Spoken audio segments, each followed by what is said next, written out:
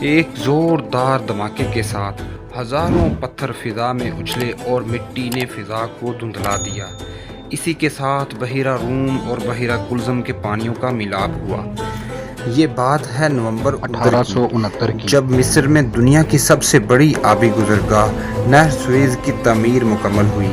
18ویں صدی کے وسط میں نپولین نے بھی ایک ایسے راستے کی تجویز دی جو بحیرہ روم اور بحیرہ کلزم کو ملا سکے، اور اس سے پہلے بھی ایسے کئی منصوبوں کی نشاندہی کی گئی تھی، لیکن ان پر عمل 19ویں صدی کے وسط میں ہوا جب فرانس کے ایک انجینئر موسو فرڈینینڈ ڈیسپ نے مصر کے محمد سعید پاشا سے نہر کے لیے ایک کمیٹی بنوانے کی تجویز منظور کروا لی، جس میں نصف حصے پاشا اور باقی ڈیسپ کے تھے۔ اپریل 1859 میں نہر کی تعمیر کا کام شروع کیا گیا۔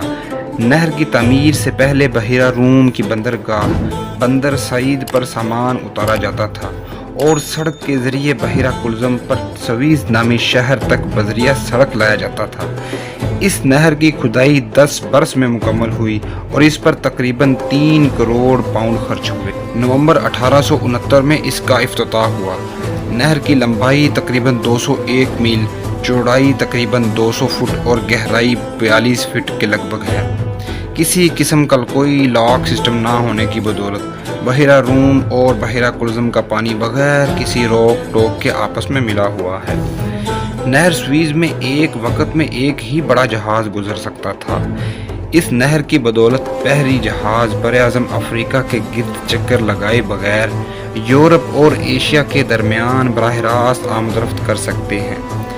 اس نہر کے کھلنے سے برطانیہ اور ہندوستان کا فاصلہ 4000 میل تک کم ہو گیا۔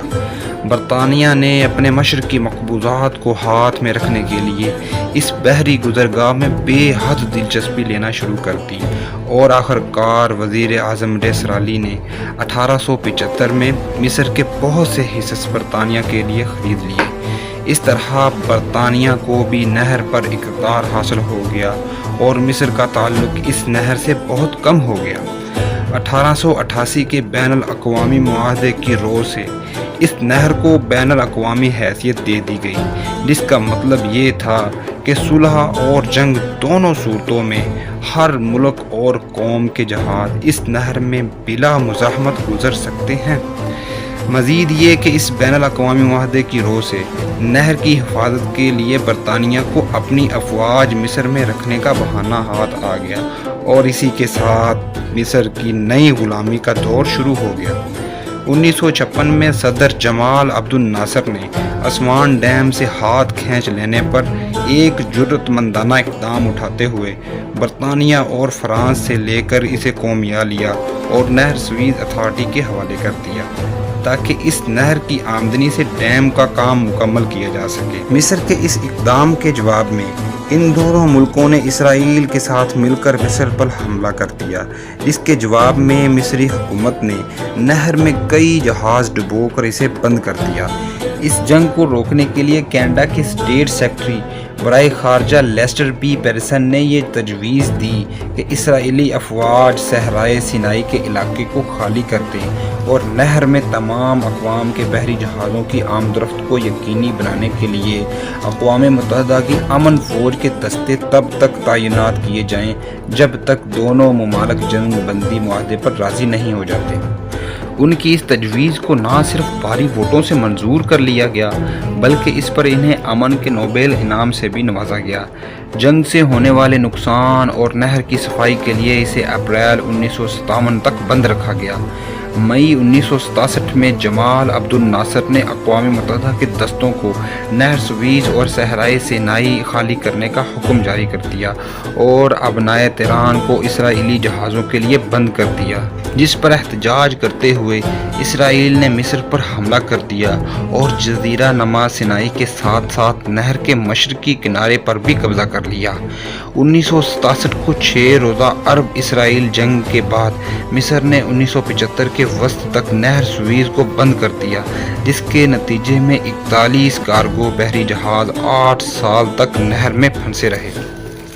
آخر کار اقوام متحدہ کی کوششوں سے انور سادات کے دور میں نہر کو دوبارہ کھول دیا گیا۔ 2014 میں مصر کے صدر عبد الفتاح السیسی نے نہر کو چوڑا کرنے کے منصوبے کا سنگ بنیاد رکھا۔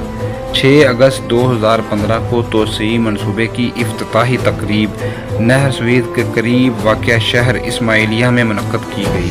اس تقریب میں فرانسیسی صدر فرانسیو اولاند، اردن کے شاہ عبداللہ دوم، بحرین کے بادشاہ حمد بن عیسیٰ الخلیفہ، فلسطینی صدر محمود عباس، امیر کویت شیخ صباح الحمد الصباح اور یونانی وزیر اعظم الیکسس سپراس سمیت غیر ملکی شخصیات شریک تھیں۔ اس توسیعی منصوبے کے تحت 193 کلومیٹر طویل نہر سویز کے 72 کلومیٹر حصے کو گہرا کیا گیا اور اس کے وسط میں ایک متوازی گزرگاہ بنا دی گئی۔ اس سے دو رویہ آبی ٹریفک کو رواں دواں رکھنے میں مدد ملے گی۔ نہر سویز کی گہرائی 24 میٹر یعنی 79 فٹ ہو جانے کے بعد اب 66 فٹ گہرائی والے بحری جہاز بیک وقت 2 آبی راستوں میں سفر کر سکیں گے۔ تو یہ تھی نہر سویز کے متعلق شارٹ ڈاکومنٹری۔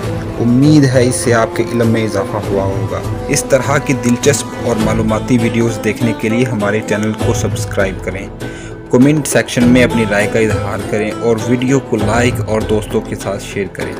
ملتے ہیں ایک نئی ویڈیو کے ساتھ۔ اپنا اور اپنے عزیز و اقارب کا خیال رکھیے گا۔ اللہ حافظ۔